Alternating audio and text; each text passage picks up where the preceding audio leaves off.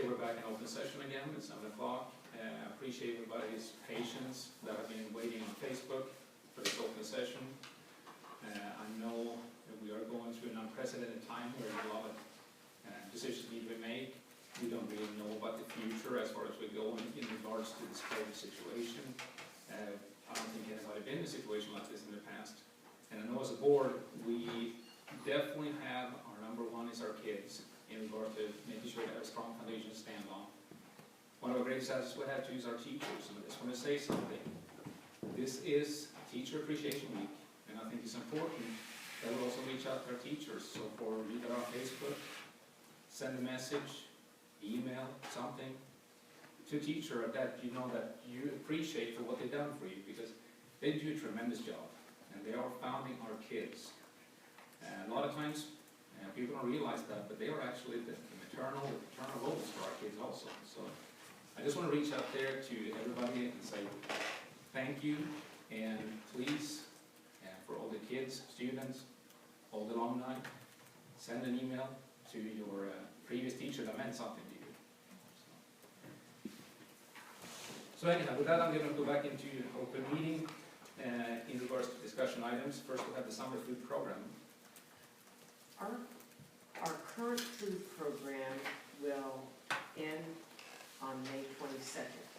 It's been approved through the state because we still have staff members working that week.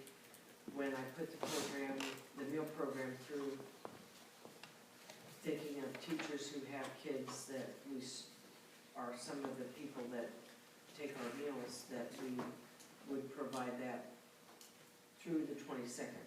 So that goes until then. And then it's time to think about what would we do for the summer. In the past, our summer food program that we've had that has been housed at the senior center was actually cooked by the hospital. And we have an intern through the Next Tech program who was the person that went and kind of supervised the lunches at the senior center. And I've been working with Miranda Robinson, our treasurer, because she takes care of all the funding for food service, and talking about what options we might have if we want to, as a district, take over that program for the summer and provide meals for our kiddos that are still interested in getting summer meals. So in the conversation, we've been talking with the Kansas State Department of Education's Child Nutrition Department and our consultant from that area. And we've attended webinars, and we've spent time trying to think about what would be a good option for our district.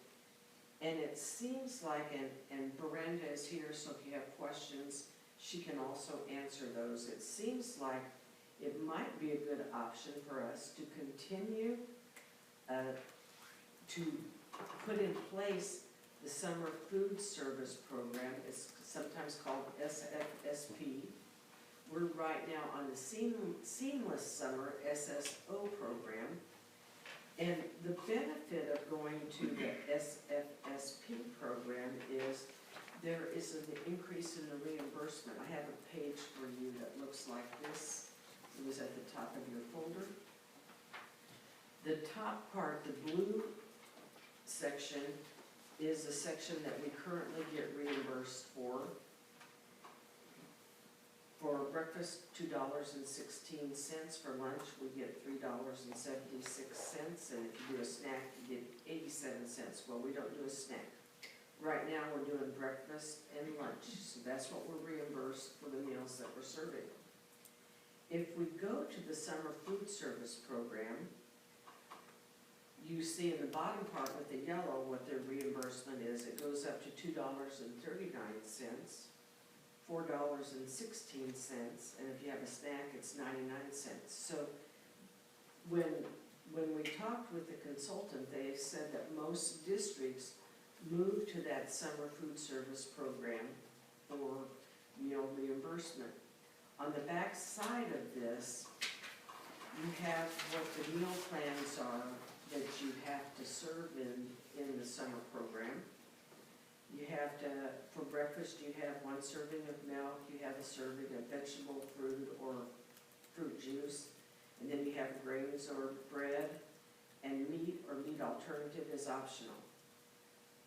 For lunch, you have a serving of milk, 2 or more servings of fruit or juice. They have to equal a certain amount, a half a cup, no, 3/4 of a cup. And you could mix like carrots and grapes as long as you have 3/4 of a cup. So it is a smaller portion than what you serve during the school day, and it can be a mix during the regular school year. You have to have a serving of grain and bread, and then you have to have 2 ounces of meat. And your meat and your grain could be a corn dog as long as you have the proof that there were 2 ounces of meat in it, because you have the grain there. It could be a piece of pizza, and I learned in the conversations about this that a piece of pizza has your bread and your grain, but it also has the cheese and the meat that could be a protein, and the tomato sauce could be part of your vegetable serving. So there are some ways that we could still have a tasty option if we do this in-house. Talked with the kitchen staff this week that we could still serve the sloppy joes that we are, the cavatini, and there's a tetrazzini. We could still do those with a hot lunch because the pasta is the grain, and you've got the other things that are required in the amount of food that you give them, and we get a little more reimbursement. The thing about that is that we can do this like we're doing now with curbside service through June. The government has waived that. In the summer, the kids always had to go to the site and they had to eat the meal right there where they're at the senior center when they went. Some days we had 5 kiddos that came, and some days we had 25. And they have to sit there and finish their meal while they're there. They can't carry it away. Well, with the waivers, because of what's gone on with the pandemic, we can still do curbside pickup through the month of June. And we can modify this, and because we have some staff retiring and because of the changes in talking with the State Department, we can go to 1 kitchen working, which we would recommend Lincoln Elementary School. We can serve anybody that wants to come to there would be 1 pickup site, Lincoln Elementary School, and we would not have the bus delivery that we currently have, because that current program is partially funded by staff who is being paid to do other duties, and they make the time to deliver the meals. And to make this financially workable for the district, we wouldn't have the funding to deliver those meals in the country. Am I making sense? Yep. Because those people are being paid currently by other funds, not food service. So, but families could come in and pick up their meals at Lincoln Elementary School. We'd have 1 site. It seems to be more centrally located. We have more meals picked up at that site than any place else.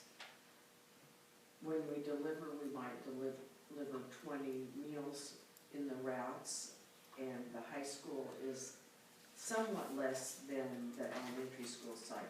So what I would ask you to consider, and we need you to take action on this tonight, would be to allow us to pursue the summer food service program for the month of June. And we could go through the month of June, which ends on Tuesday, I think the 30th. And that would give the staff then that week in July, that last 3 days to clean the kitchen and get things put away for the summer. And they'd still have some vacation time. But it gives our kids a meal 5 days a week. The people at the State Department said, well, you could serve 4 days a week and let your cooks have Fridays off. But right now we have a number of families that are taking advantage, and so it seemed to me like it would make sense to just do the month of June, not do July. Our staff would have them time to recuperate and be prepared to bounce back for whatever the plans are for next winter.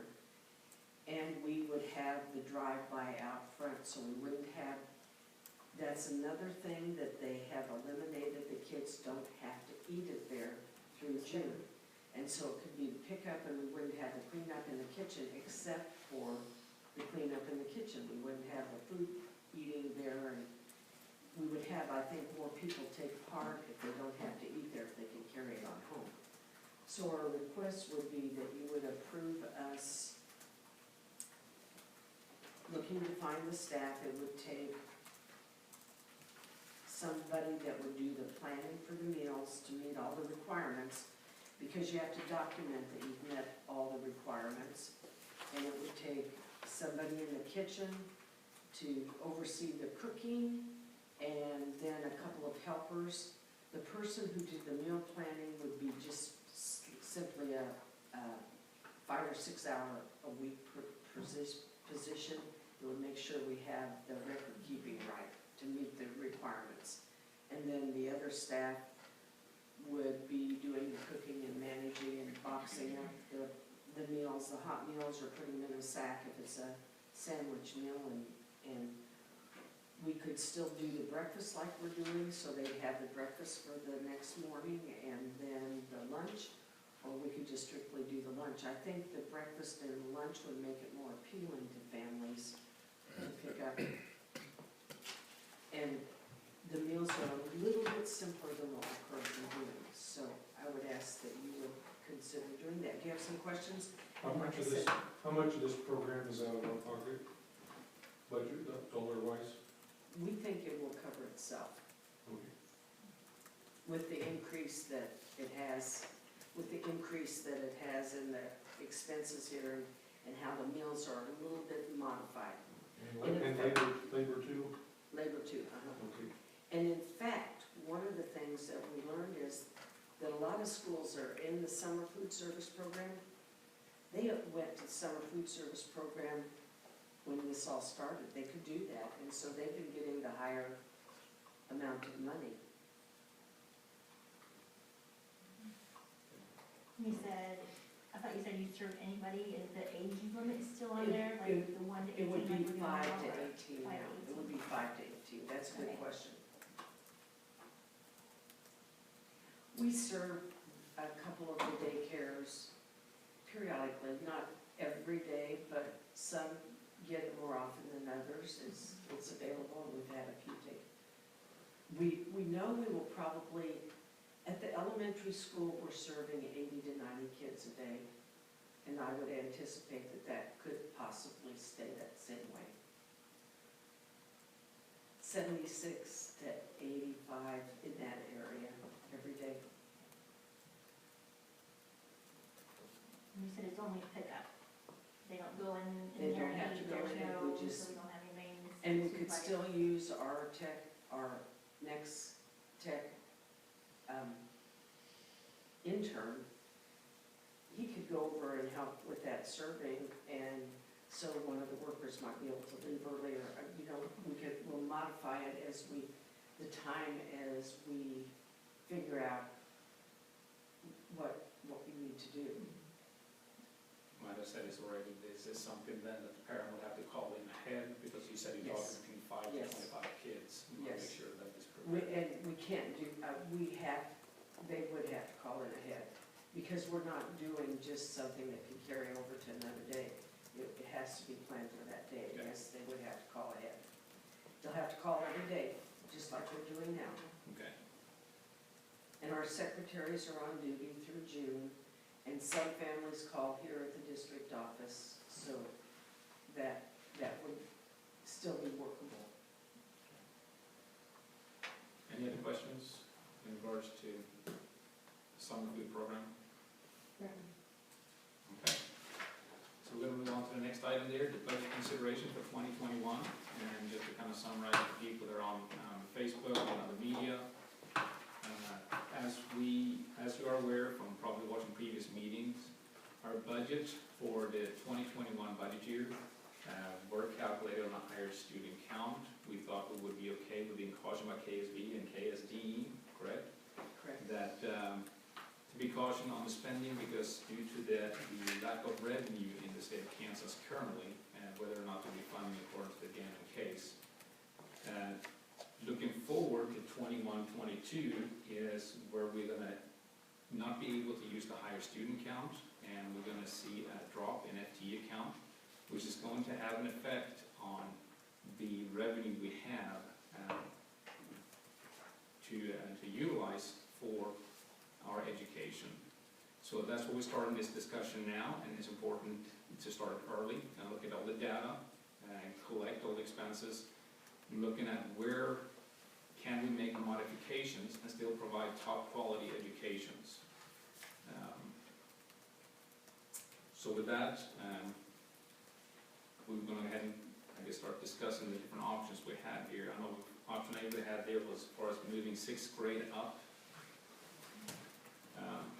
Anybody with it? The principals Yes. sent out, you asked for some feedback, and so they sent out a survey, and so Mrs. Walter and Mrs. Schmidt, you want to explain?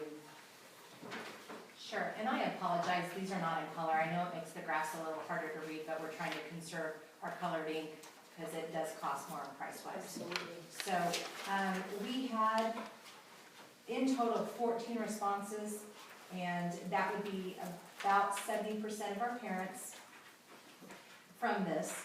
And as you can see, the majority of them would like them to move up, so about 83%. And then when we broke out the different reasons why, you can see that as well.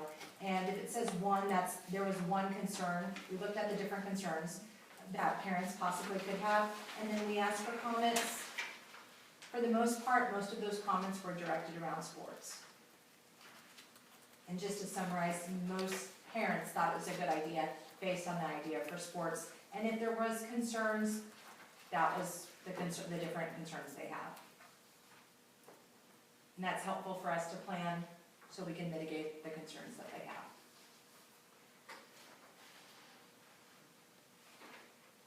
And then another parent attached the letter, you can see that on the back.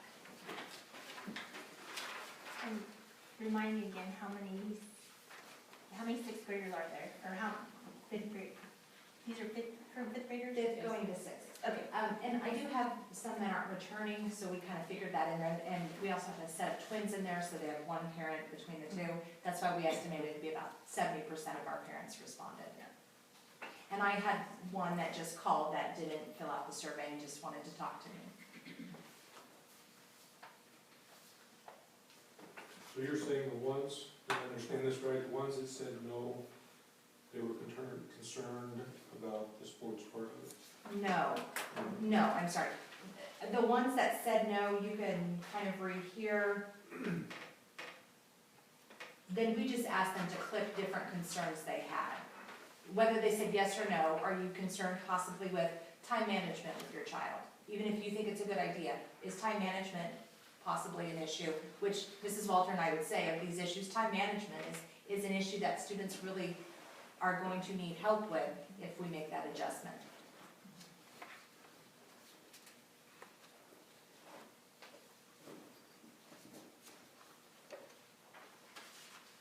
I think the majority that said yes because of the sports issue. Yes.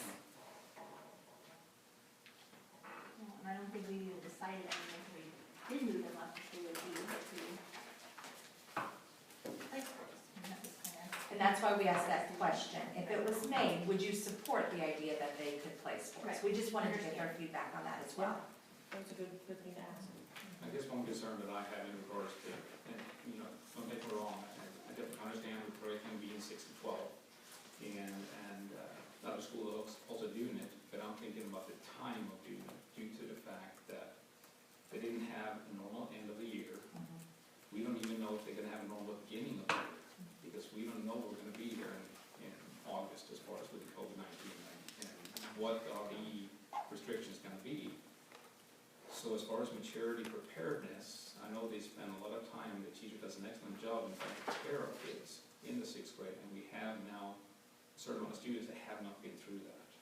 Because that's one of my concern, or we're rushing into it. I want to make sure that when we do this, the transition, that it is a success. That we can just have a smooth transition, teachers are prepared and ready. That's just my concern. Mrs. Walter and I have that same concern. Although we do think the idea has benefits just because of the odd timing of everything going on right now. We definitely see that concern and understand that. It's a hard transition for sixth graders, even if the year is normal, and they get all their chances to come up and do their visits, and then they transition to seventh grade. That's difficult for them when everything's normal. But when things are this crazy and they didn't get to end their fifth grade year, there wasn't even a thought, they're not gonna get to see, if the move happens, they wouldn't be able to see their elementary teachers. They wouldn't know who their new teachers are, they didn't get to visit them. I just think the transition is hard for a sixth grader going into seventh grade, even though they're expecting it. I think it would be more difficult at this point for a fifth grader to move into the junior high building without ending their fifth grade year, without being prepared, without having a chance to get ready for that move, if that makes sense. I was thinking similar, along that line. There's that natural, I call it a rite of passage, where, of course, this year sixth graders really didn't get to go up, to the high school and do that, but they know. They did, actually. They did, they went in Oh, March. did they? Yes, they Okay, did. so very good, yay. But they know they're going, good job, to the school, whereas, if we would move current fifth graders up there, they're expecting to come back to be in sixth grade, to have that rite of passage, to get to go, on. Whereas I think, just thinking this all through, that maybe if you have a year, that way you can kind of mentally prepare the class the next year. Say, this is your last year in the elementary school, next year you're gonna be going up to the high school or to the junior high. Just kind of mental preparation. If you have a kiddo that does not like change, that has panic attacks because they don't like surprises, that has the struggles in school, these little things make a big impact on them. So whereas if you could give them time to, keep telling them, next year you're going, next year you're gonna go, mentally preparation is just as big a key as physical and, maturity. I think it's just, but if you've got a kiddo like that, it means the world to them to be able to prepare them. And I realize life's gonna deal you some surprises, and you have to deal with some of that, but I think sometimes if you can control some of those, let them figure out the things that they can't control. There's enough of those in life. But I'm just thinking mental preparation, and I'm thinking maybe mental preparation of staff, as well. And then, again, it's the physical part of getting ready, at the high school. We're tight at the grade school for class size, and we're gonna be tight at the junior high school for class size, so, for space. So I think that's really not gonna be, but, that's my thinking. I understand those points and I agree with some of that stuff. But I think we also need to look back at why we asked for the parents' opinions on this and look at these numbers and kind of count on our parents to know I that thought more the were gonna kids- say no. I was surprised that 83% said yes. It's an overwhelming response of the parents saying, I think my kids can do this, but I do understand what you're saying, Patty, as well as both of you. Yeah. Ultimately, the parents know their children the best, and if they feel like that it's okay, then we need to really weigh this decision on that heavily too. I understand that. I will say I was surprised. I thought more parents would be not supportive of it. I expected the percentages to be the other way. I figured parents would be apprehensive with it. It's good But to they know see their that, kids, they know their kids. yes, it's good to see that the parents think that a majority of them think that their kids could handle this move. So let me ask, you go ahead. Go ahead, good. I was gonna say, let me ask you this, but it sounds like, from what I hear from the two of you and three of you, is that not opposed to moving sixth grade out. And that's one of the things we ask the parents, do you think a kid can cope with moving up to sixth grade to high school? We didn't really ask this year versus next year. And so it makes me wonder, as far as when we ask you the question, if the board is okay with moving up, just depending on the time. But we asked the parents of the fifth graders that would move Up for to this For next this year. If we did something like this, could we do like a back to school night, something to help them acclimate a little more, to be able to go out and like, because these kids wouldn't have had a tour. And that would be something that would be something that I would want to do for them. Give them an opportunity to come out and tour the class, what the classes are they're gonna have, see the building, do some kind of like back to school night or something. Deb, that's an excellent point. I was a secondary teacher for a long time, and I worked at a very large building. And one of the things that we did that was really successful for our incoming freshmen was we always started our freshmen one day before everybody else did. And so they just had a day where they could meet their teachers, they could do team building activities and other fun activities and get accustomed to the building. If we would do something like this, if the board would deem that would be in their best interest, I would suggest something like that, that maybe we could have a special day before everybody else starts, one day to get them acclimated to the building and start that year off properly for them. Is there much synergy between the current fifth and sixth grade that would actually be moving together? Is there some, they would both kind of be going, some of your friends would be, because two classes are basically gonna be moving at the same time, correct? Sure. So is there, I guess, is the synergy this year somewhat better than possibly next year if the next two classes had that opportunity to move together? Is there any advantage or? Well, I think it's important to note that you have to look at each class as a whole.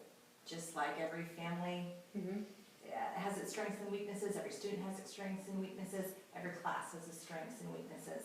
And so that's a hard question because it depends on who you're looking at. Do the fifth and sixth grade this year interact? Yes, they have lunch together. They don't sit at the same tables, but they're down there at the same time. They don't have a recess. I mean, they overlap a little bit on recess. But friendship-wise, outside sporting events, yes, Yeah. they, Because they would, like in rec activities, the fifth and sixth grade are always yes, together. they would do the rec football and the other Volleyball, programs, yes. basketball. We didn't do soccer, so they didn't do that together, so. But as for the next year's, that's just really hard to say because it depends on what particular year you decide to do this. Yes, because having two kids, two grades together, if my kids were fifth and sixth grade, I would see it as a real bonus because both of them would move at the same time. Kind of a support system. Yes. And I guess I'm in that boat because I have one in fifth and one in sixth. And, Oh, so would you see it as a bigger step or a smaller step that they wouldn't be separated? I think it'd be an advantage to them. That's how I see it. Back kind of on what Patty said, I kind of see that a little differently as everybody, all the kids are gonna have scars from this COVID-19 thing and the adjustment and everything, but that is part of life. I look at it more from a business standpoint. If we have some things we need to do with teachers in both schools, and that was a good opportunity to do it, I think now would be a good opportunity, we should pursue this. They will get adjusted. I have a feeling that it's the adults that are gonna have more troubles adjusting than the kids are. At least I know I probably would. But I see it as a good time to do it.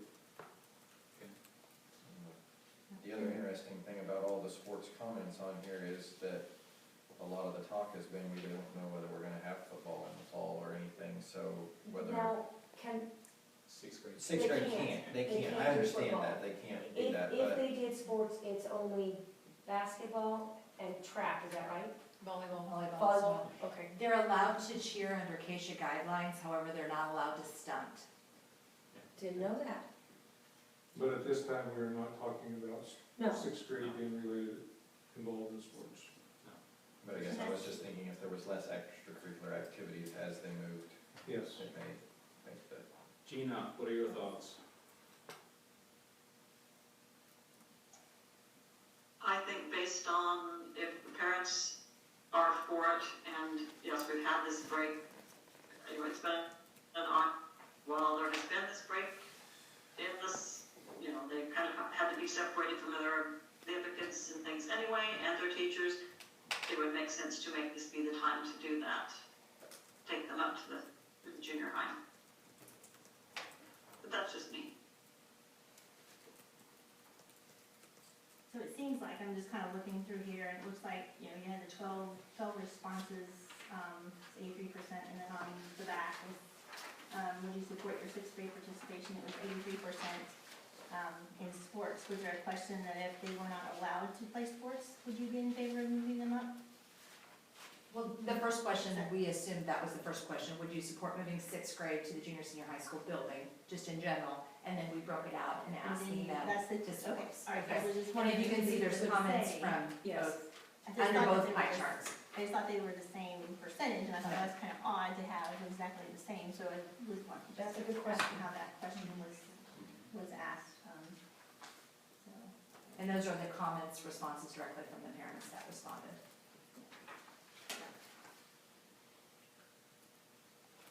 What's, the bar graph shows 16.7%, 16.7%. Is that just one response?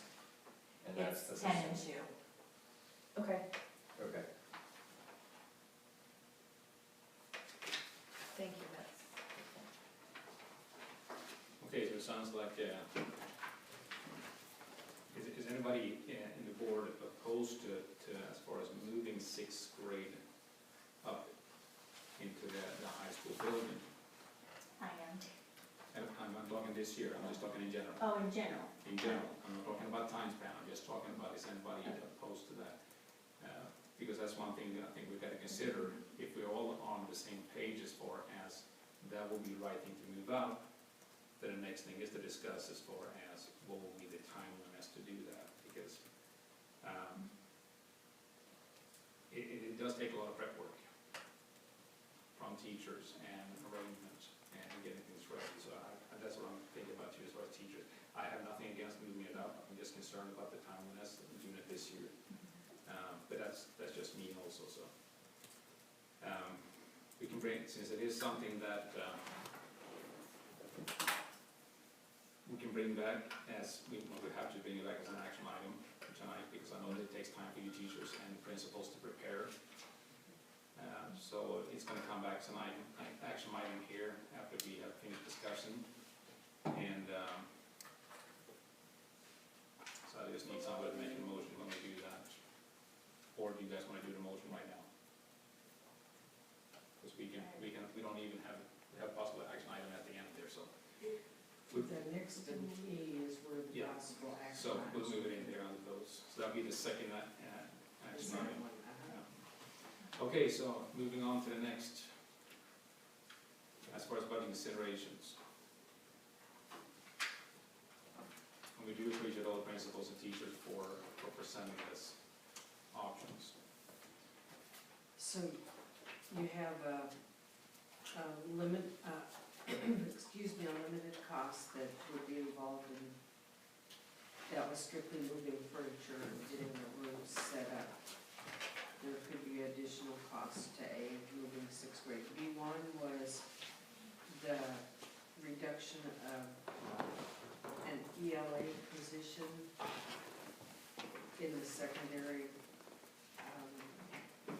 in the junior, senior high school. There were 3 vacancies, and we have filled 2 of those. There's 1 remaining.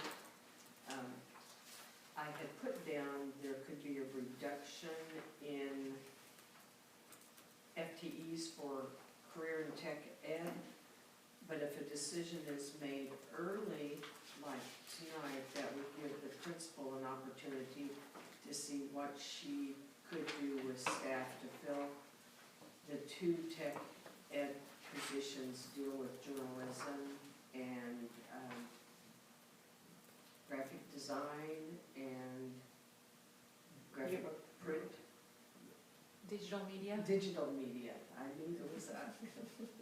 So if you were to choose to make that reduction tonight, you know that she would be working to see what we could do to make sure that we can honor those CTE courses in some manner with the staff that we have in place, or with potentially, we've discussed at different times, if there is a way we could utilize staff from one building to another building with some limited, down on the page, there's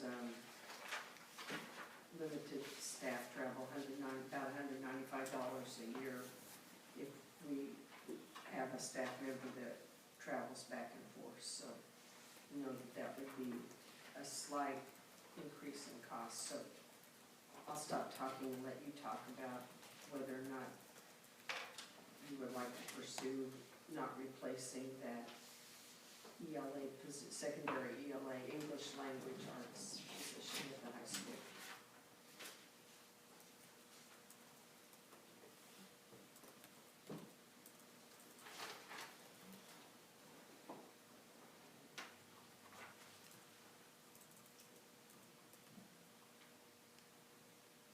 I was just gonna say, just as long as I think if we can get,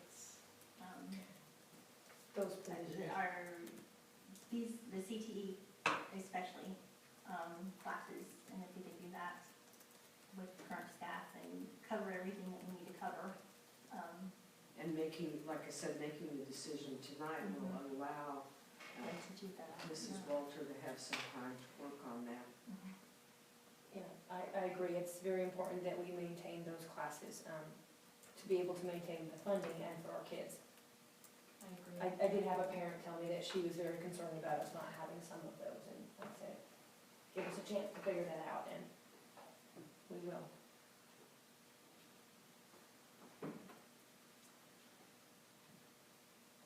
The second part of B was to reduce a classified position. And the impact of that is some reduced support for students and teachers, because the classified staff in the educational setting do multiple things. They work with kiddos. Sometimes they support kids in different activities. Sometimes they do instruction that they've been directed by the teacher so that they know what they need to be doing with the instruction. And it's just another option for you to either, and we've talked about that before, to either make that a reduction or any of the things on the plate. So do you have any questions about that?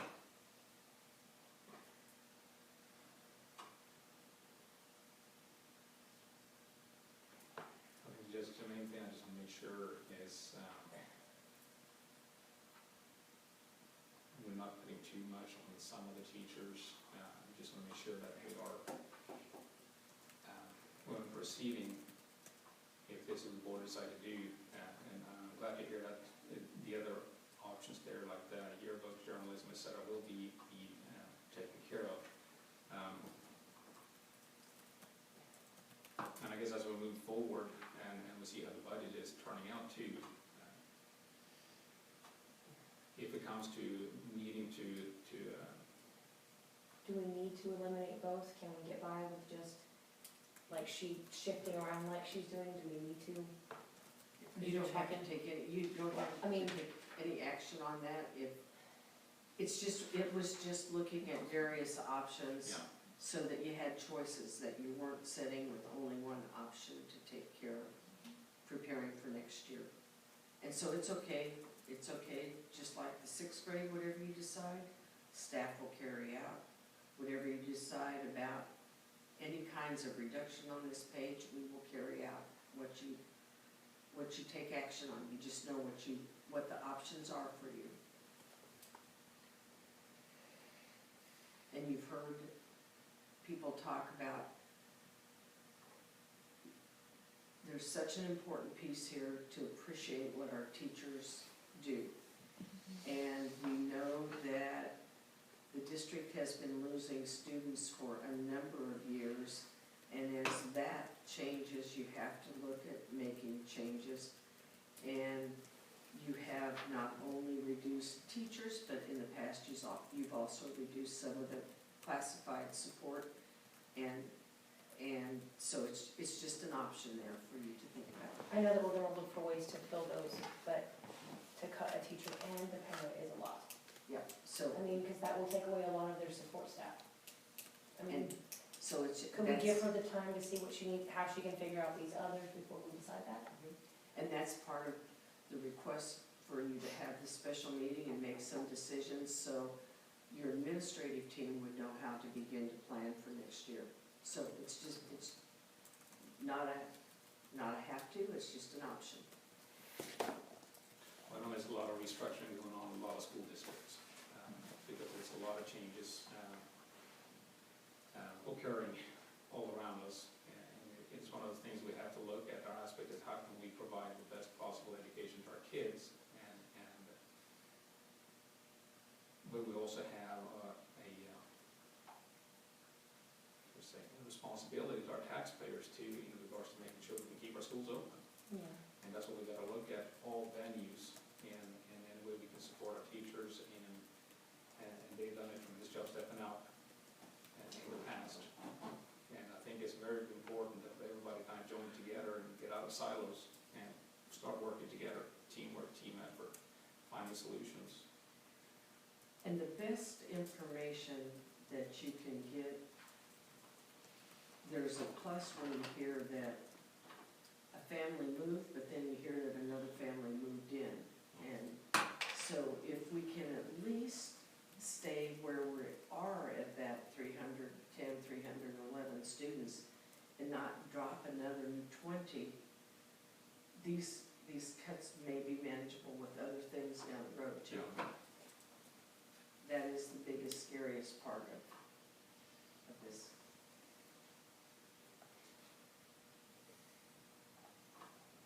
The only concern I have is if we hire somebody right off the bat, and then we realize 6 months in the road, we don't need that person. And they move here to town with families, etc.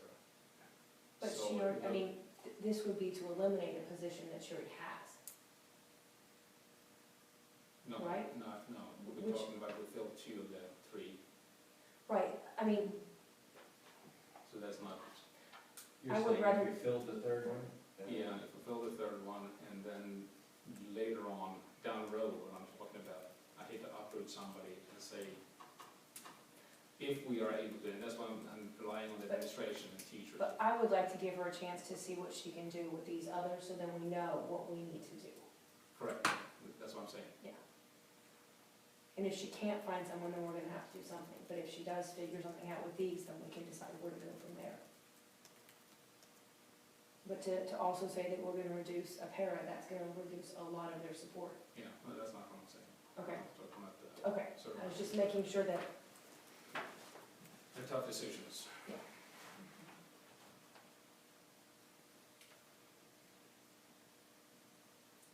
So you know the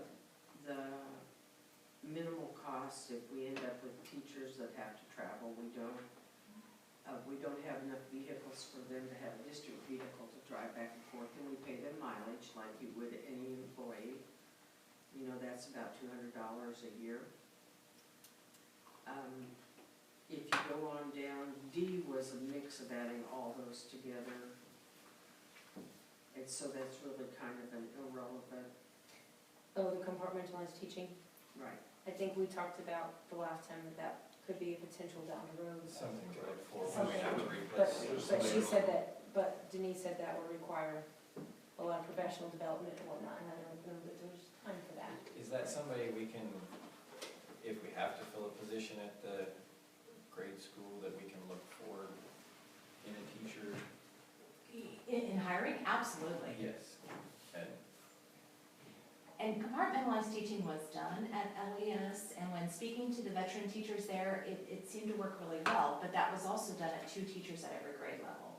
But to answer your question, John, absolutely, when we would look to hire somebody, we would look for somebody that maybe has a special area they would like to pursue, math, science, ELA, social studies, and then from there we could build on that and train that person and get their professional development to where they need to be. Work to that. Yeah, absolutely.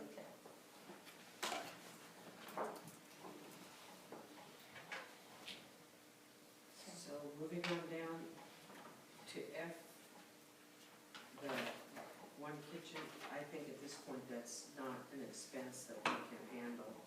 And I think there's other options there that we need to look at too. I don't Yeah. think that there needs to be a lot more discussion on that. And then it didn't have a number, reduced music or band. We've had this conversation all year. We need to try and keep both.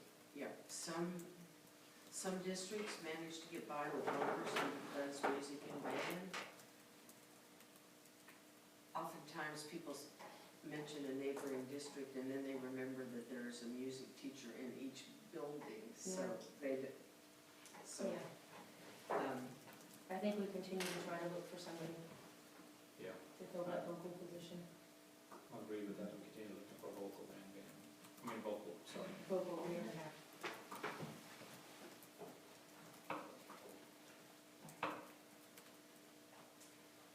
So looking at options here for, that needs to be completed here in regards to this upcoming school year, because I know we have a lot of options here, great options that have been brought forward that we can look and review here throughout the year.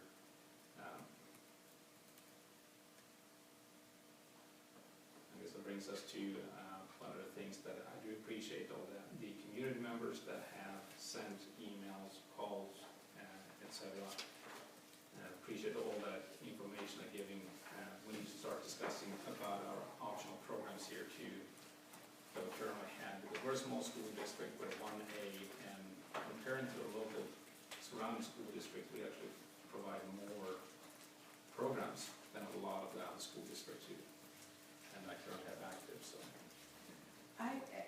Because you asked us to look at sports specifically, we have had a conversation with Mrs. Walter and A.D.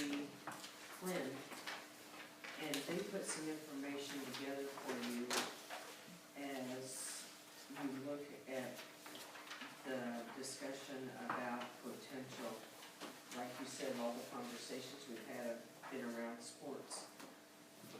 Mrs. Walter, do you want to walk them through the blue sheet and where we have some information, I think, related to their request of more information about sports?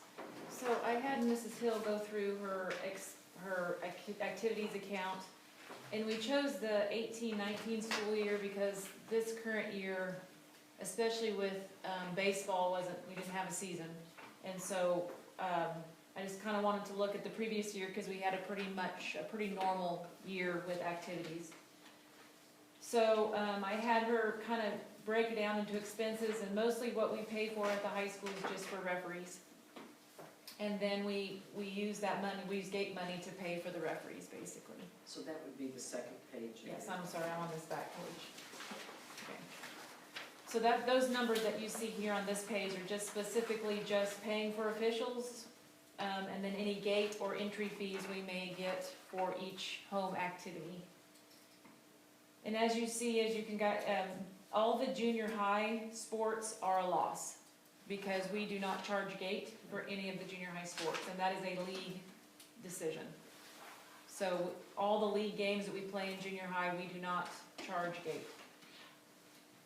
If we play a non-league school, we still don't charge gate, just because everybody's just kind of used to not paying, and then they show up and they have to pay, and we ran into that a couple of times. So all the junior high sports are a loss. So we pay for refs, and then we just don't get any money back. You can see there that the referees cost about $2,005, and the gate we earn for the 2018-19 school year was $2,295.75. So we made about $290. Volleyball, $1,000, $1,060 for officials. And and this is kind of unfortunate as well, is that our volleyball and basketball schedule is set by the league. So we don't get to decide what home games we have and how many home games we have. So in volleyball, we don't have very many home games, and that's just a league scheduling issue. So we make $804.10 in gate, so it's a loss of $255.90. Cross country and track, both of them, they have entry fees. We don't charge a gate, but they do have to pay an entry fee to come to our meets. So for cross country, and that's junior high and high school, which is one meet, we bring in about $540 and we pay out $517. Track is, we get entry fees of $1,262. Expenses, we pay for state food. So every student that goes to state track meet, out of our activities account, we pay for their meals. So that's why their loss of $1,000 includes all of that money. So however many days they're there, they get so much money for each meal. And quite a few at state. Yes, and when you have a lot that go to state, you pay a lot of money. So that's kind of, and that's a good thing, yeah. I mean, even though it looks like a bad loss, it's a good thing because we have kids going to state and participating. Basketball, I want to explain the MPL just a little bit, but officials cost $4,772.68, and the gate we earn in 2018-19 is $3,433.05. So that's a loss of $1,339.63. When we have the NPL tournament, we do get a portion of the gate. This $346 was last year, and we had a lot of cancellations and moving of games, and we had early games, and so we had reduced gate. This year, this current year, the NPL tournament, we made about $1,200 because we had much more gates. So that just depends on games or whatever. We did make a little money on the regional tournament also that we had here for basketball, but that was this year. And then wrestling expenses and meals and things for state that we paid out of our account was $1,500, $1,567. And then the gate and entry fees for the Schmeidler Invitational and the Leopard Invitational, we made $16. We do charge a gate and we do charge entry fees for both of those, just so you know. So that was the $1,646. So that was a gain of $79. And we have 2 tournaments every year, right? Yes. That's one. Yes. That's what we pay out of our activities count at the high school. We don't pay out of our activities count salaries. We don't pay for medals. We don't pay for all of those things. That all comes out of the district. So on the front side, I believe that high school football and all of those are with salaries. That's what we figured on the back side. So the gain of $290 for football, and then however much we pay for salaries ends up being $81.83.25 loss for football. And that goes for all of them all the way down. So with the salaries, plus or minus however much we make from gate and expenses for the home games that we have, that's what we come out with on that front side.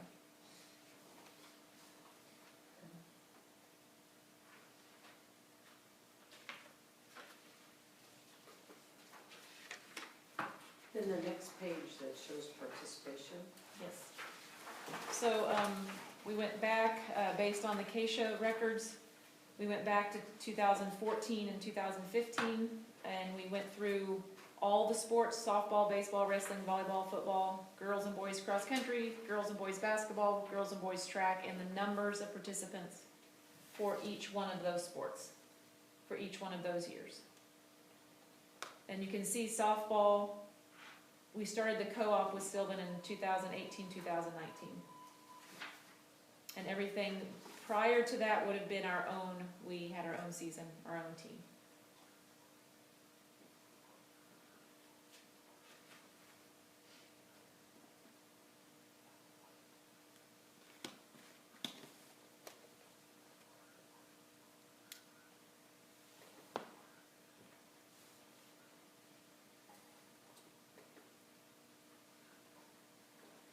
the bottom there, I just kind of went through who, in each sport, how many coaches are certified teachers and how many coaches are your Rule 10 coaches. Rule 10 coaches are gonna be a little less expensive than your certified teachers because of the percentage of Rule 10 is based on the base salary, where a certified teacher is, the percentage is based on their salary, where they're at on the schedule. And just so you know, the baseball numbers that are listed there are just Lincoln students. That's not Lincoln and Sylvan. And softball would be the same then? It's Yes, just- prior to, well, actually, all of them, yes. They're all Lincoln participants.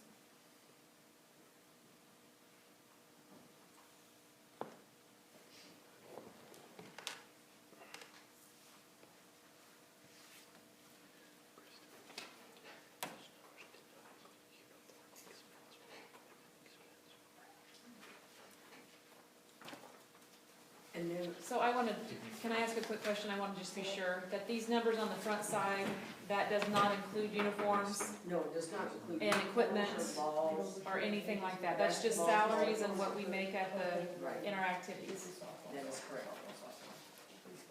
It doesn't, any of the supplies or travel expenses. Right, oh, yeah, and travel expenses aren't in there also.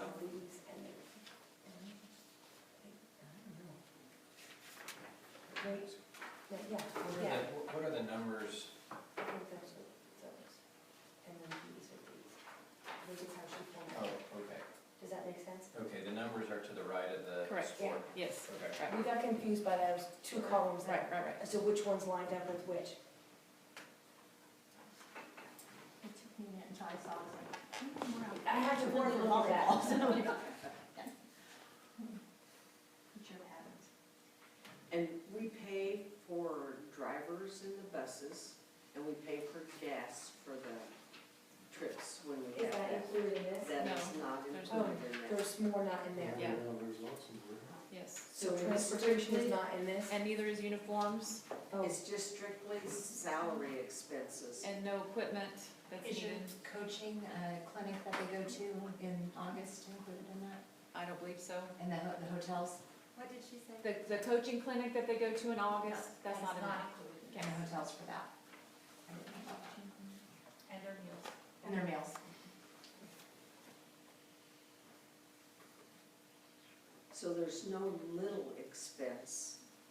You know, the fortunate thing this year is gas is not as expensive as it has been some years. I remember some years when we were trying to figure out how to cover $3.50 for diesel fuel for the buses for every trip that you were out, so that's a small blessing. The next page is, I think,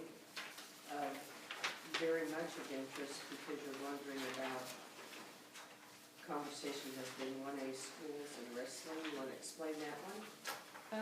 So this information came from our AD about wrestling and baseball in 1A schools. Based on the Keisha information, she found out that out of the 117 1A schools that competed at regionals, 21 of them had 1A wrestlers, or 1A schools wrestled in those competitions.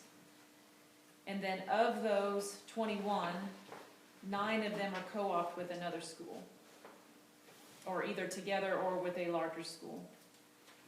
And in that list, there's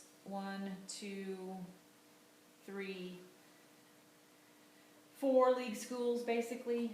Sylvan and Lincoln are together, so, and you can count them as oh. 2 of the league schools. And then Rock Hill co-ops, I believe, with Beloit. And then I think Osborne has a standalone team that they wrestle. And then in baseball at the bottom, out of the 117 1A schools, 20 1A schools have baseball. And 6 of those 20 are co-ops. There's only one team that is from our league, and that's Sylvan Lucas and us. Every other school in our league, they do not have a baseball team. We're the only ones.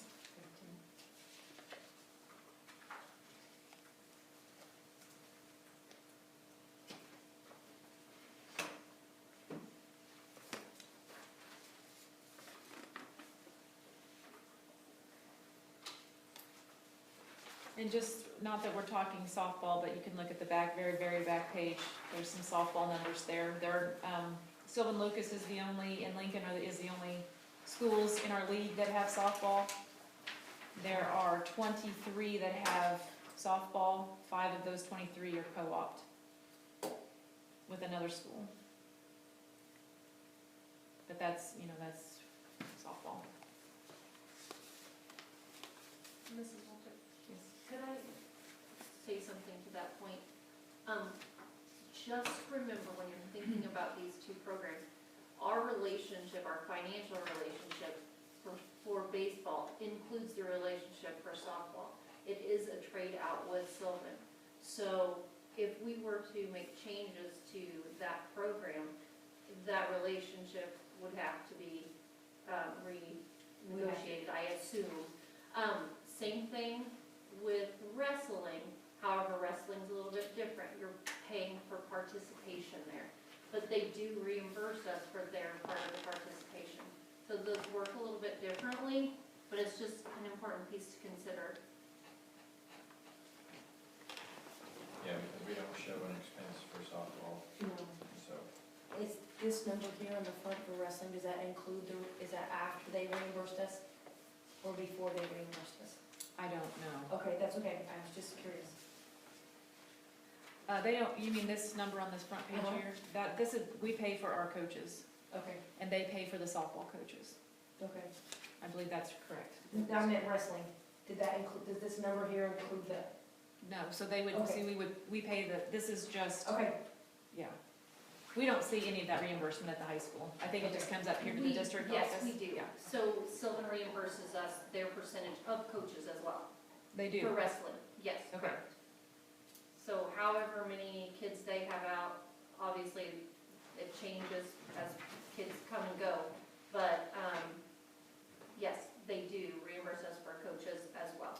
As travel, as hotels, food, all of those things. thank you. You're welcome. And I'm not sure how, Title IX will fit into this. For, right now, girls can be in wrestling, so Title IX is covered with wrestling. When you have it, between baseball and softball, there is potential for a Title IX issue there. I don't mean to interrupt you, but could you explain just very briefly what Title IX is? I know, but I'm not sure that everybody fully It's understands. equity for girls in sports with boys in sports. Thank you. So when girls are involved in wrestling, there's not an inequity issue. If they want to go out, they can. And right now, we are in a position where baseball and softball complement each other. I'm thinking we had about, you have it on here, five girls out for softball, This year? 7 girls. No, 4. Four, she said. That was, and you have to also remember that when we turn this information into Keisha, this is the beginning of the season. So there's changes that go on throughout the season. So like this says 5 for this year, and by the time things started, it was 4 from Lincoln, is one of them. After we had entered the information, Ron had quit, so. So that's just one other piece that is important to keep in mind when you look at that because of the equity issue. And it's fortunate for our girls to have the opportunities, just like it's fortunate for the boys to have the opportunities.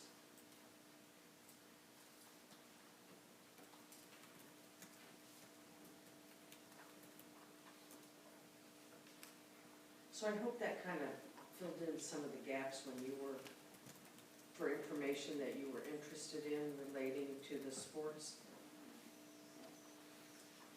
We have other extracurricular things that keep our students involved. You've had a really dynamic forensics and musical program with plays that have kids take part in. You have quiz bowl which is a big thing, both junior high and high school. Is there another co-curricular one like that? My mind is blank. So my point to that is that you may not be a student athlete, but there are other things that you can take part in to have a more well-rounded. There's Scholars Bowl, we have Scholars Bowl, yeah. And then there's vocal and band opportunities that Yeah. that have been very successful as well. That are open to any students. So Yes. we know that, that you had some questions and you were interested. We know that it costs us, just when you look at the front page of that, just in salaries, that there are expenses that you don't think about because it's just what the districts have always paid for, that to provide those opportunities for your students. And I think, John, when you mentioned earlier that oftentimes when we're adults, we look back and think about building lifelong skills that we learn because we have to follow rules and learn to work with other people.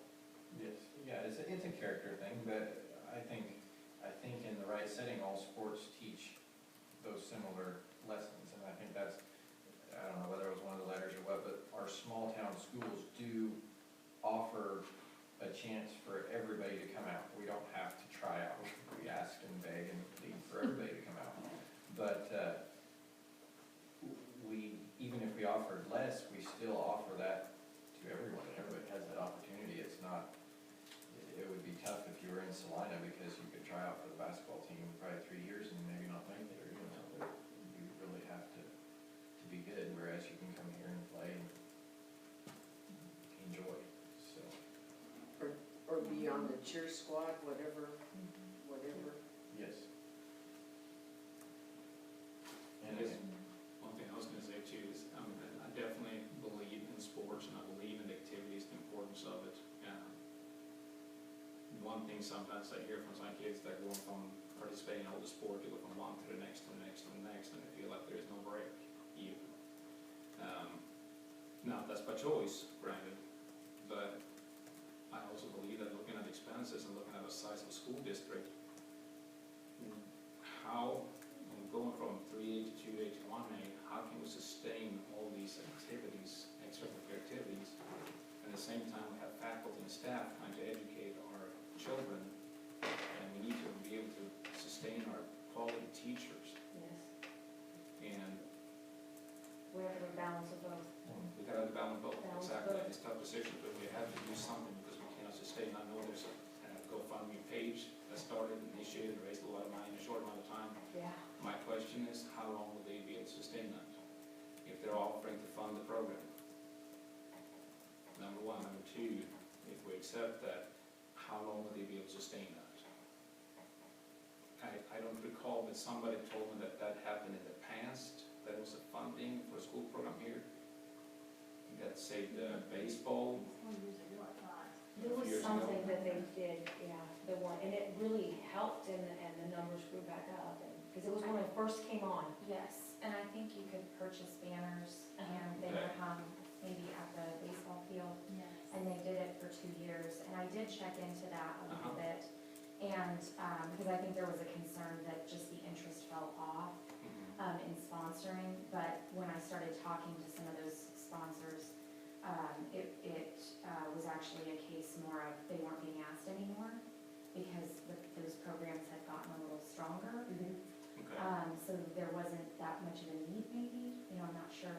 I remember there was a year we didn't have baseball, and there was a year we didn't have softball, and then after each one of those, they kind of rallied back. Because I remember there was a year that we didn't. Because that's just, because we did that funding for 2 years or what have you, and then suddenly we took all the expense then. But now we're back in the same situation that we don't have the participant. And it's not only our school district that have reduced the amount of kids attending or partaking in sports. It's nationwide. I mean, I got a brother-in-law that's a special ed teacher in Denver, and like you said, or Parker, and like you said, John, it's, they have to try out for the teams.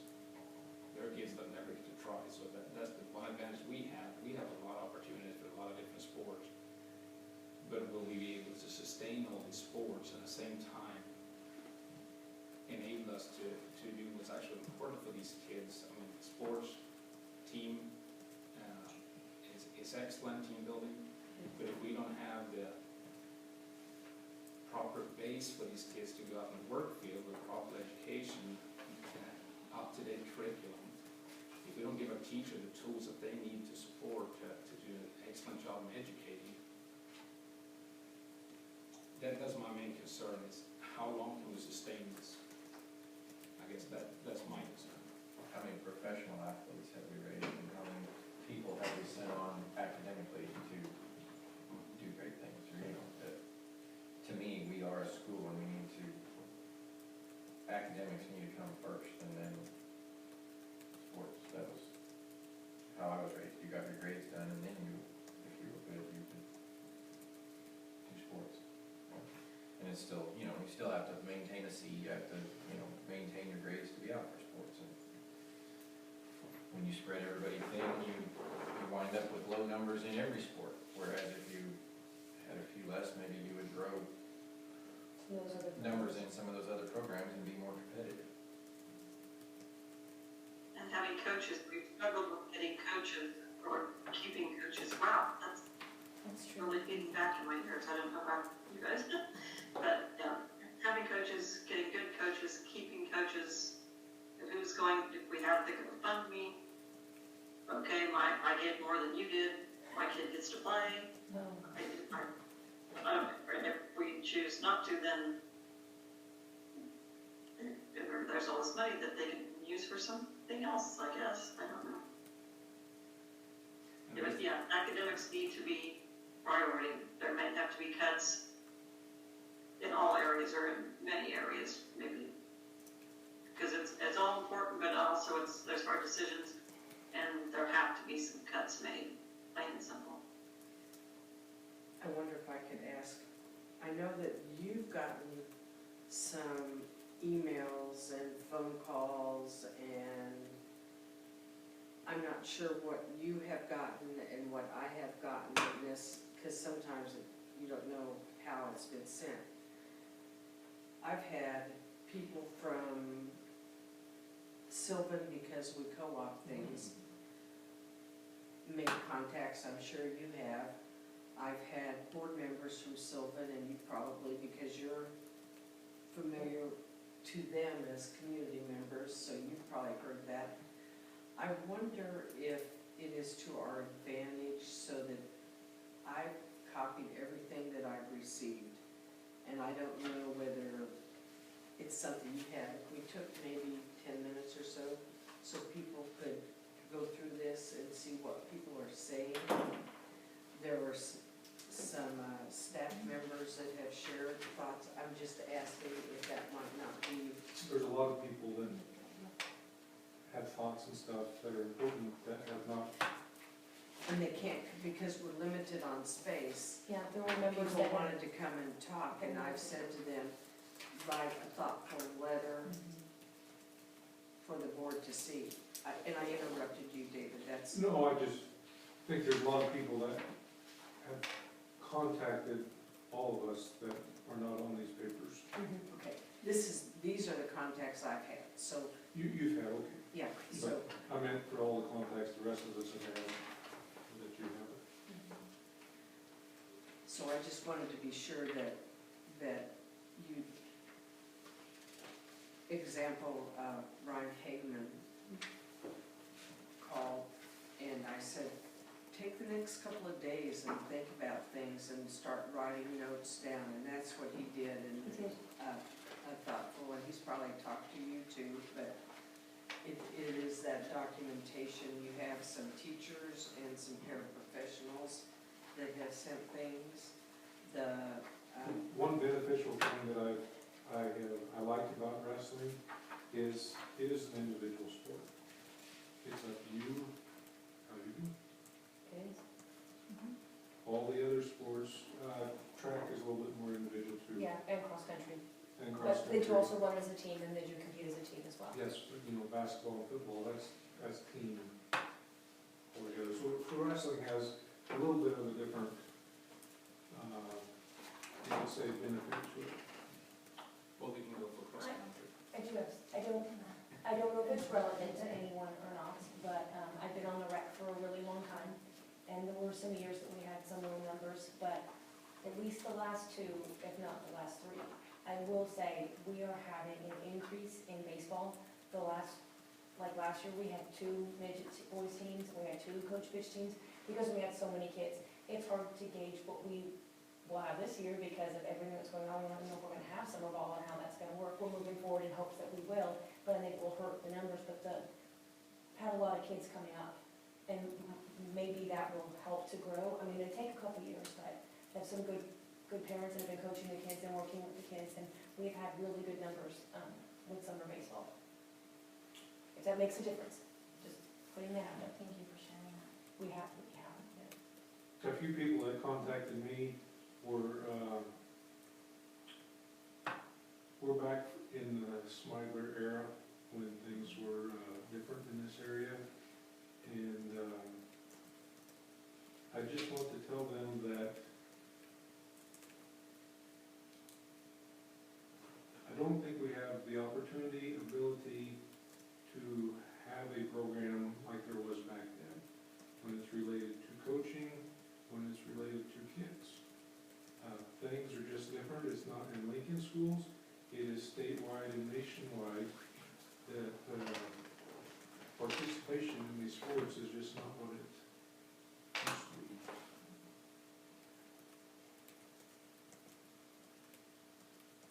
And I think information's always good, and trying to get it out there, and I feel maybe it wasn't all the information, but a lot of people didn't realize that I talked to that we only had that few in numbers, and that it wasn't still 25 or so many kids out for wrestling, and it just, to me, people need to understand how many kids we are having out for each sport, because it's just, Really know where it's at.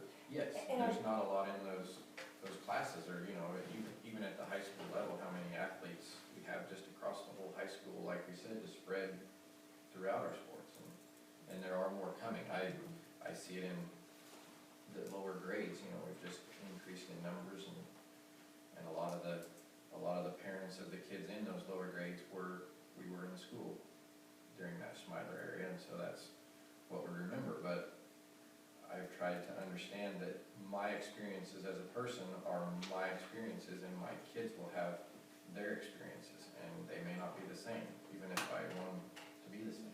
But And during that time, we were a bigger school. We were. And It I was a think, huge program. and I think that's sometimes hard to wrap our heads around, is that we aren't as big of a school and have as many numbers. how many kids were in band when you were in school? Oh goodness, basically, It was it huge. felt like the whole high school was in band. Yes, yes, It was just different. yes. And the coach, the teacher, the person, those are what we need to look for, because those people make the difference for the kids. Whether it's, at that time it was band, and I thought Mr. Gebhardt was really good at football, and, you know, it's a person that makes the sport, not the sport that makes. They bring their passion Yes, and they teach yes, that to the kids. Yes. And they teach them so much more than just the sport. I enjoyed Christy talking about the new English teacher and his want to work with kids or build character. I look forward to hopefully him being able to bring that, and maybe our basketball team will be that place that kids can learn. You know, we've got to. Get those Get values those we people. want them to Yes. get, yes. And I think it goes back a little bit too, since coming on the board, I've been surprised to learn how hard it's been to get coaches. And some of the discussions that I've had this week have been that people we've kind of had to beg and plead to get some coaches. And it's been for some sports that way and not for others, but it seems like that's something that's getting harder and harder to do just in general. And we're having to dig a little deeper to find people sometimes. And you bring up a good point, Bree, as far as teacher, because coaches, because a lot of times our teachers are the ones who are doing the coaching, but they are spread so thin that it takes a lot of dedication being a coach too.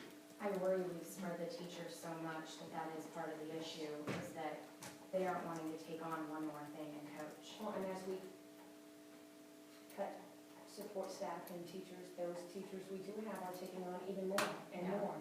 And we put so much on them and not for a lot more, and it's just, Small communities always struggle with. yeah. And we've been fortunate, we've had some wonderful people step up and be great for our kids and teach them valuable things and really work with them, but it gets harder. Okay, so, is this something the board feel like they want to vote on today, or in regards to this being done as an action item, or do you want to ponder over it and do the June meeting? I know the coaches needs to know. I will tell you that we've been recommended not to do supplemental contracts until we know what we'll do in August if we get to have football season. I think it's something we need to move forward with now because that way everybody can plan accordingly. Okay.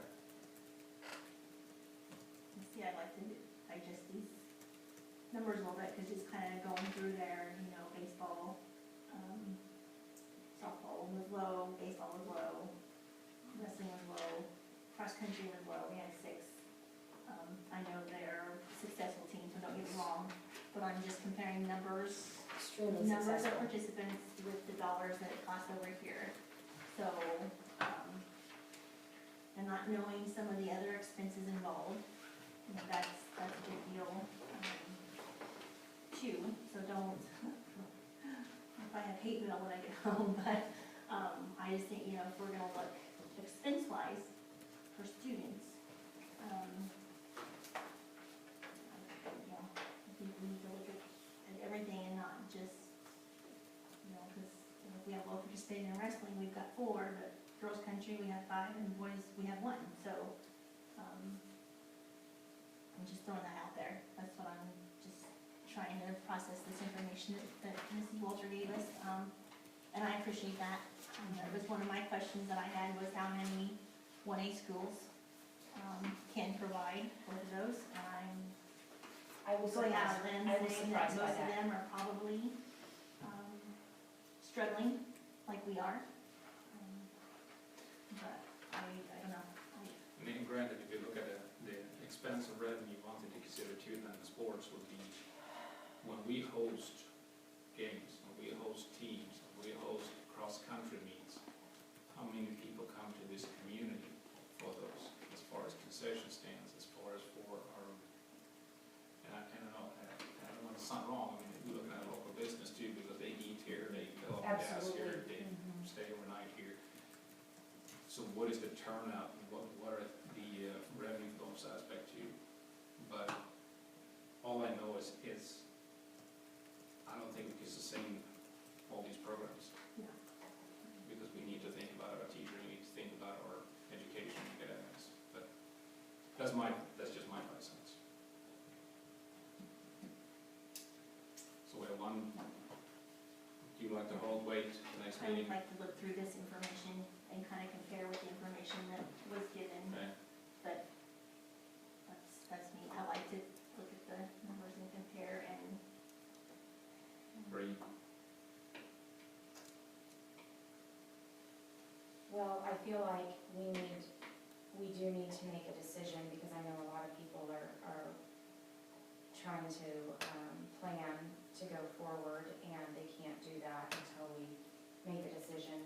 But Dr. Summers, were you saying that we don't necessarily need to approve any contracts or do anything right now? As being a new board member, I'm trying to kind of understand how that works. Typically in May, you will be given as a board the people that we know are planning to come back, the supplemental contracts to approve. And those were not given to you earlier this month because the recommendation had been wait and see when we get to, like football, if we don't get to have practices and we don't get to open school, then it has been indicated that we wouldn't have to spend the expenses for that. You know, you may want to pay the supplemental to, as a thank you to staff for being willing to do it, but you don't have the buses going out and you don't, all those other expenses. Sure. You know, I'm not There's sure. so much unknown. Yeah, that, I'm not sure what direction KASB or the state will give us if the state can fund like they have. They said this year, they told us, pay things, pay everybody for what they would have been doing. But we're going Yeah. forward. And there are just still too many unknowns. I also understand, Patty, I'm the same way, sometimes I need to digest a lot, and I think what's been a bit of a struggle with all of this is that the information hasn't been completely clear. We've seen, some numbers, but then it's changed a little bit what some of those numbers were. Yeah. And it's just because we needed further clarification. And on some of the things I was looking at, I didn't realize that the one number was basically a rounded salary is maybe how I would describe that, of those sports that we were visiting about, and did not necessarily include a lot of other expenses. So getting that information tonight, it's more to take in. So, Okay. so I don't know how to answer you, to be honest. Deborah? We've had a overwhelming amount of community support. What happens to that support? And I feel like those people, they need an answer. They need to know. I mean, they put themselves out there and they're willing to support our school and our programs. I think we needed to decide something and give them an answer. But what happens to that support that they're? Can that be accepted? Is that, well, that's another question. Never, And is it I your would never large put out a day? thought, and it is overwhelming that many alumni and community members and It's incredible. that would be willing to give to our school in such a tremendous way. So what happens to that support? And that's why I was asking with the previous program that this happened in the past, how is that completed? Because if that's the case and the board accept that GoFundMe for one more year, and we look at all the numbers and see what's gonna happen with numbers, is How do we use that? I mean, how do you use like GoFundMe money? That's when you come into the legal aspect, yes. Well, and another part about that too, can we because use I've had quite a few people ask me about, this was for wrestling and baseball, for instance, but we get back to the Title IX potential issue of, is it fair that that was for baseball, for instance, but not for softball? Are we gonna run into any issues with that? And I had somebody ask, what if you chose to keep one and not the other? Are you gonna put all of that towards the one, or are you going to, I don't know. Is there any fund or whatever, and Mr. Nas wrote his letter and something about a foundation for academic, athletic, whatever, but we have an academic foundation, we have our education foundation. I discussed with Patty about the Booster Club, but is there somewhere that we can put that money that it can, either we can open it up so that if anybody from any sport wants to put it in, then that goes to all the sports. Does that, I know that's out there or whatever, but in an equality for it or whatever, would those people pull back and then put their money into a big pot or not? I was gonna say, when it comes to donation, if they give a donation that is ear tagged, I'm not sure what possibility we have to move it anywhere. Always has strings attached to it Yeah, somewhere. you can always, yeah. And I guess that's what I'm saying, if all those people pulled their money back and then had the opportunity, I wish we had the opportunity to work with this so that we could have taken that money in a place that it was easily useful without strings attached, or without, okay, we've decided to open it up to the community, would you like to support sports? What can we get for donations towards all the sports programs to try and keep them open? It would have alleviated some of, well, this needs to go to wrestling because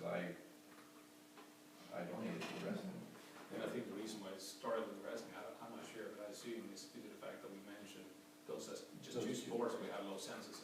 Yes. And suddenly it was put on Facebook, we're cutting it. And we were actually looking at, like I had requested for all the sports and activities that we have, what is the current expenses, what is the current revenue? Because we need to look at what's at hand. And yeah, that's a great question. So that would be a thing that we get to, I guess, like I said, John, we need to find out. But the question is, and I appreciate the community support. I mean, it was tremendous in the short amount of time that they donated that money. Look at what they achieved that was in less than a week. impressive. I wish we could do the same thing for curriculum. Yes. Well, and that's actually another thing that I've heard a lot of feedback on this week was, it would be nice if we could have this sort of fundraising happen to go back to the teachers. That's probably been the most overwhelming responses that I've seen, is that those teachers would have loved to have seen that sort of support for them. Yeah. Yeah, that nobody was concerned that we were gonna cut a teaching position, but everybody was concerned we were gonna cut. Yeah. Well, and I wouldn't say that people aren't concerned about that. I think that most of the focus was on that, because I did have more than one person talk to me about their concern for some of the journalism, yearbook, music. You know, they didn't want to see those programs lost too. So people did get that. Some people did get that message too, because I did have people talk to me about their concern for losing teachers, for losing core staff. But I would say that to that, Yeah. the GoFundMe page was a vehicle for people to get behind. Yes. And that's why, you know, there was something there and people are caring. We have a caring community, we have caring alumni. They just wanted to help and They support. want to help our school, they want to And help so our if there's kids. something there, they're gonna get. And so I think that kind of Yep. explains that. Yes. So is that something that, I mean, theoretically, I mean, I understand, you know, that you could do? I mean, is that something that we can do? Is the GoFundMe to help with curriculum expenses, and, I mean, is that something we need to talk to Why not? KSDE? I mean, we've talked about finding new ways and thinking outside the box. That's definitely Well, outside the I box. just don't Anybody can know, school. I mean, well, Yeah, that's what we I'm saying, accept- if they have we something, accept maybe through the education I was foundation gonna or say, you something, have the but perfect I don't know avenue that, for a tax benefit for the gifter to give to the foundation and tell the foundation how that money is intended to be spent. to And go that, the education fountain, point the down, but. yeah. So we Yes, please donate to the education foundation. The foundation honors how people give their money to them and will put it in certain ways. And you're right, there might be, if the community understood as we work on KISA and see what new standards are coming out this summer, believe it or not, KSDE today, when I was listening, this week, they've been talking all week in those meetings that there's a group of educators who are education leaders across the state that are going to be meeting in July to give us new competencies and standards across the curriculum and across the grade levels. And we've talked about how in our district, it's been a while since we spent time on updating and aligning the curriculum. And teachers have talked to you about the That needs to be. textbooks that haven't been, I mean, and it's obvious that we've had that discussion, but we haven't talked about the need for additional support. So maybe something will come out of that. But there is a way. The foundation would work diligently. And, you know, people give us money in the district for different things too, and it's a tax deduction to say, this money is for the beef to schools. So if people wanted to help academics in any way, we would find a way to help them do that. We just need to let them know where our need is, just to push for that. The Education Foundation. We have just revamped that in the last couple of years, and that is the exact purpose, is for funds to help fill the gaps for kids and for programs, for teachers, to to help Scholarship. really support, what's going on in the classroom. And thanks to a generous donation, we, that was kind of game changing a few months back. But anybody who wants to donate, we had one individual donate for specifically, the music program, and wanted us to allocate those funds to make a difference for that program. And we honor those, so just know that if you do feel a need to do that, Buy science books or yeah. buy computers or something academically related or educational. Yeah, so Dr. Betty's right on with that, and I think that's an important piece that we can use easily. Thank you. So back into this, the extracurricular activities. You want to review the numbers? Or how about just go move ahead to action item, see if anyone makes a motion? Because I'm hearing a split decision here. If you I want to make a understand, decision. Yeah. I'm an alumni with here, we have lots of kids, there's lots of activities, but there, once upon a time, was also golf, there's also tennis. Numbers decline, they go away, so I understand cuts being made, and we don't have the students that we used to have, unfortunately.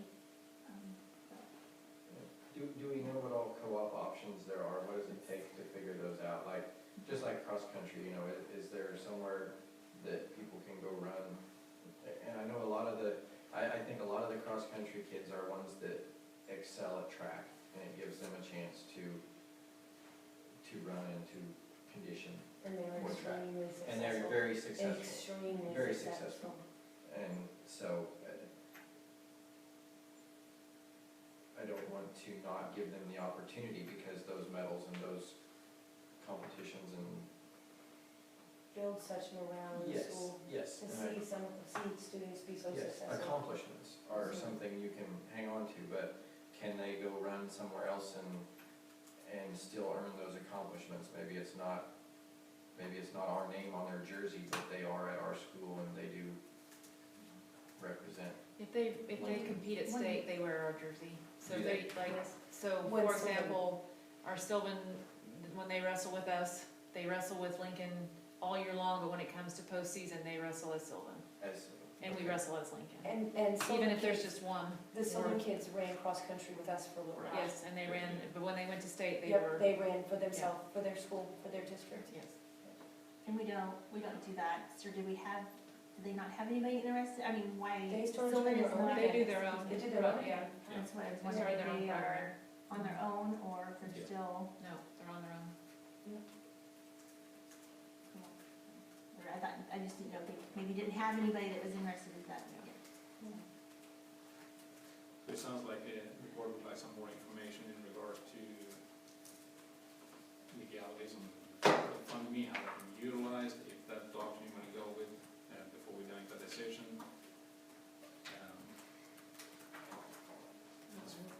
Go ahead. I don't know, I don't know. Gina?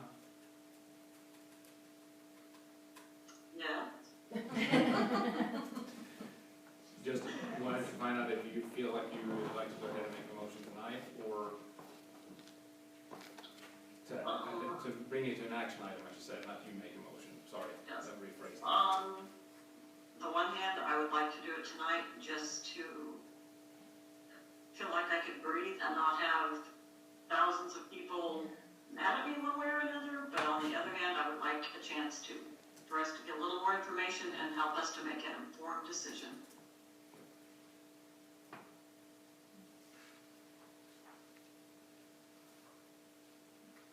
Support is Hello? fantastic. Yeah, The support is fantastic. To have so many people care about our school and our kids. But I just, we need to make sure we're doing the right thing, and I know, So what, this is said and wrong, but I just feel like we need to do the right thing for the kids.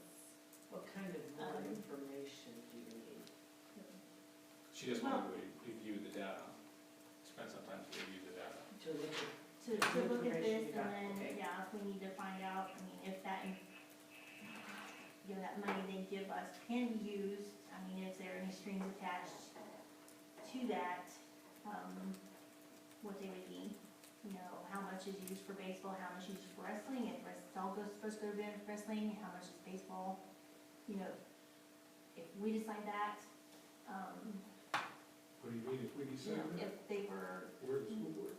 well, but they can earmark it and It's say, their money.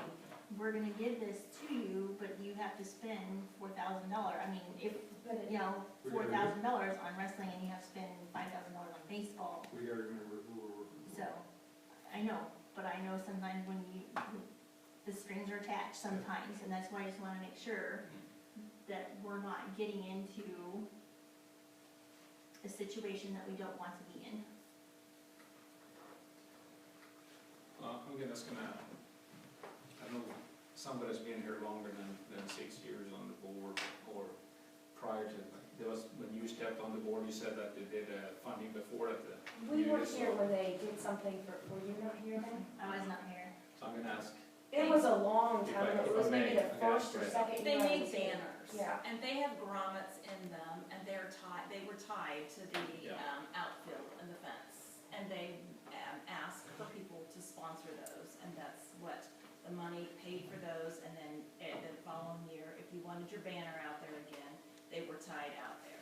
It was work before every game to go up. Some of them got left out, they didn't come down, the wind tore the grommets, and so they needed to be fixed and replaced. But by then, those sports were doing much better. They had a lot of kids, they were being supported. I think those banners are still there. I think they're in the stadium up there. They also had them for softball, and they had them down there, because I remember Mr. Kirkendall and Donna putting those out. And so that, you know, there is a fund here at our office that still has money in it from that. Miranda can attest to that, it was baseball money that's there. And so, but it worked well. I mean, the businesses sponsored it. Yeah, they did a Which good is job. something somebody just needs to spearhead that and contact the businesses to see if they would still, I mean, is that, Yeah, possibly. if they, I mean, if they still want to.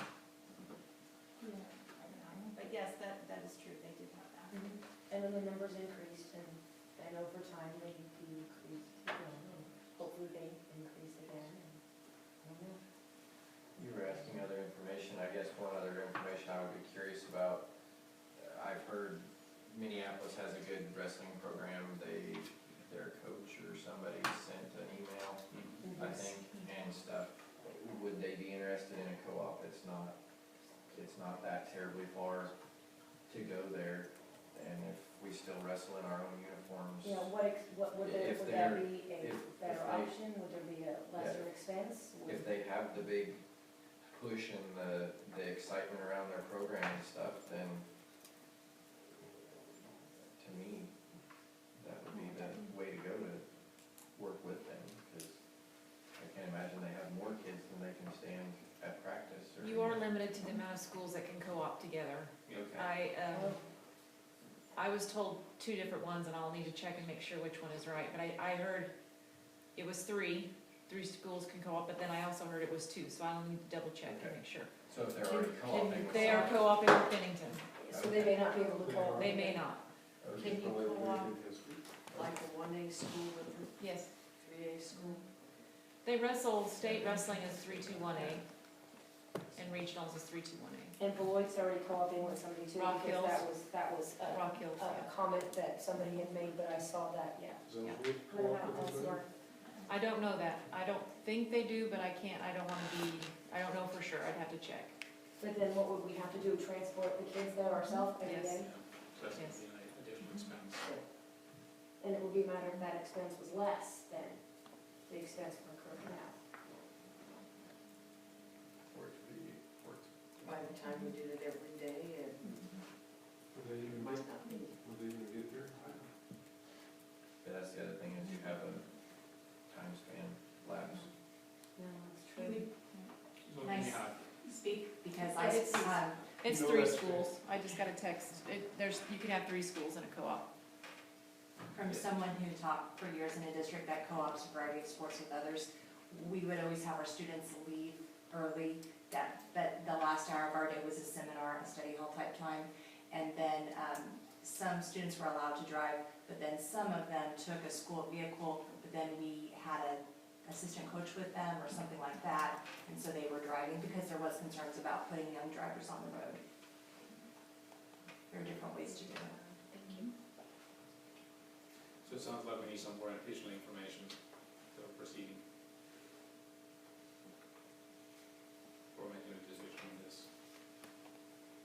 But I do truly appreciate the community way we pulled together, and like I said, I wish we could have the same support also for our teachers and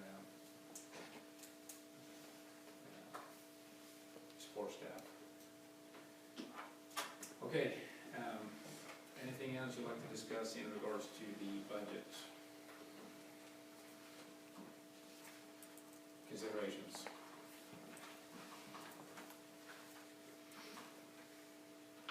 Quite a few people have mentioned to me about the possibility of cutting staff here in this building. And, have we seriously thought about that? Feasibility? I've heard that too. I think a lot of the people do not know what all goes on in this No, building, I agree. for one part.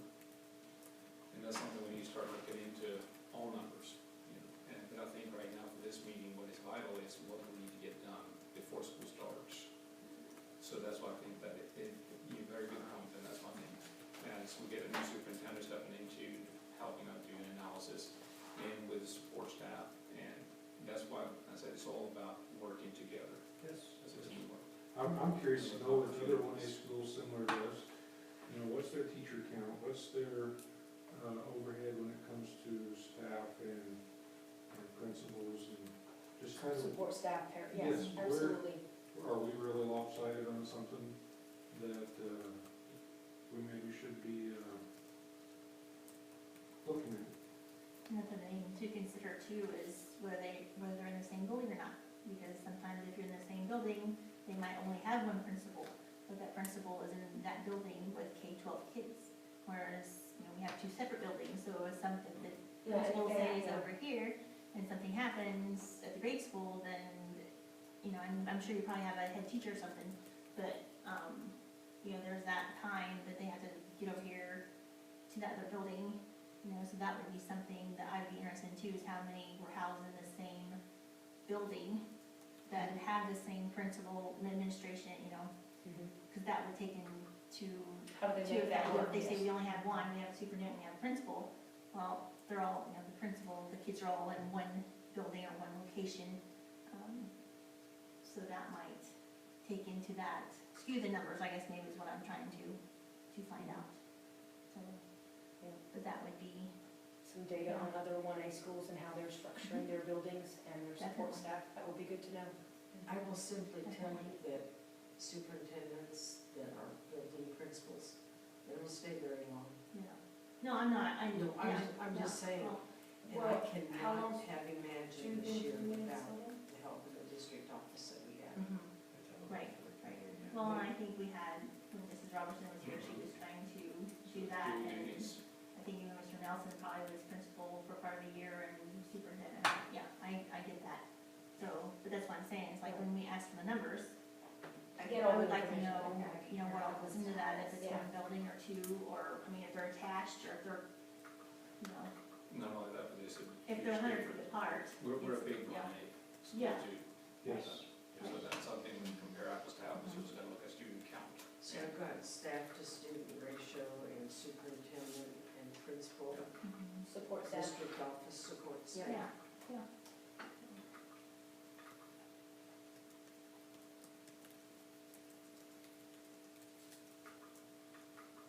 That's why we're initiating this conversation now, because like we said, we have a year before the big cut comes. And this is the time to start preparing, and start looking at everything. And that's our due diligence as a board too, is look at all the opportunities, look at all the expenses. And that's what we need the guidance by our administrative team are boots on the ground and our teachers to support that.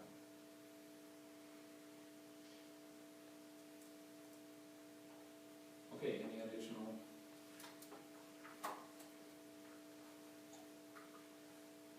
Just well said, TJ. Okay, so moving on to a action item then. First, we have the, need a motion for the Board of Education to offer summer food program services and one preparation and pickup site at Lincoln Elementary School through Tuesday, June 30th, 2020. I move we move forward with the summer food program. Thank you, Deborah. I'll second. Thank you, Bree. Any discussion? All's in favor? Yes, you may have. She said aye. Okay, oppose? Okay, 6-1. Next, I guess, looking at moving 6th grade up to the high school for this upcoming school year. Do we have a mo- Junior high. Junior high, sorry, junior high. I think high school before that. Have a motion to do so. I move, we move the 6th grade up to the high school, junior high building. Junior high school. This year? This year. Okay, for this, for 2021 school, school yeah, year. this coming school year. Do I have a second? I would second that. Second by John. Any discussion? All those in favor? Aye. Opposed? 5-2.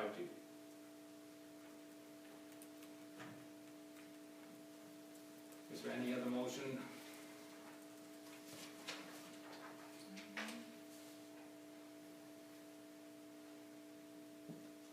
In regards to the budget?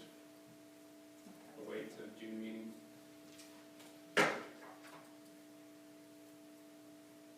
Okay. Any action on teacher? Is that what That's what you're I was asking? asking about, if there any other motion as far as option B.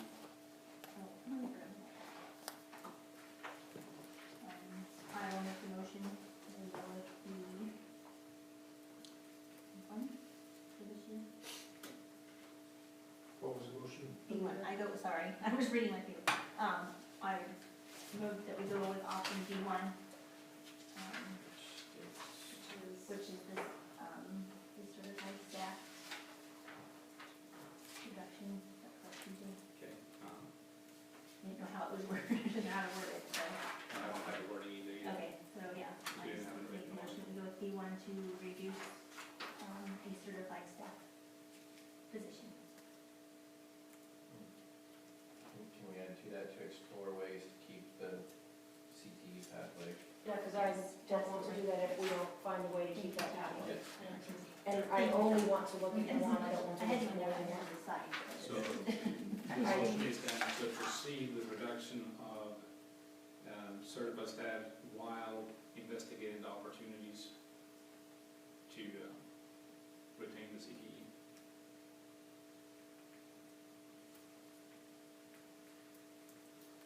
Do I have a second for that?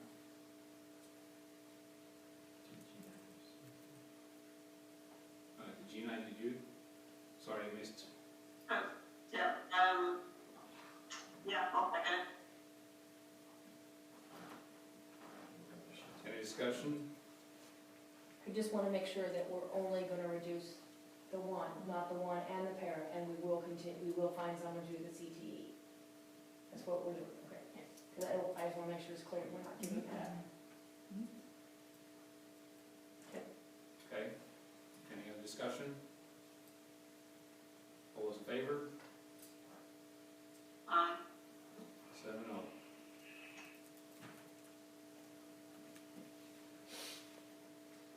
Next, we have executive session for personnel. How many minutes?